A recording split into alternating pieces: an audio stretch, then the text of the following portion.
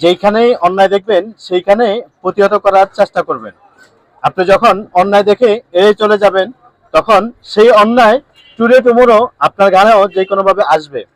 সে কারণে যেখানে অন্যায় দেখবেন সেখানেই সে অন্যায়ের প্রতিবাদ করবেন, প্রতিরোধ গড়ে তুলবেন। তাহলে একই অন্যায় দ্বিতীয়বার ঘটবে না। আপনার পাড়া মহল্লায়, আপনার এলাকায়, আপনার দেশে অবশ্যই আপনি প্রতিরোধ গড়ে তুলুন। অন্যায় কাজ যেন কেউ না করতে পারে। একজন ভাই আরেকজন ভাইকে অন্যায়ভাবে কোনো ঝামেলা করতেছে, সেটার জন্য পাড়া প্রতিবেশী সবাই মিলে একসাথে চলে আসুন, একসাথে এসে অন্যায় প্রতিবাদ করুন।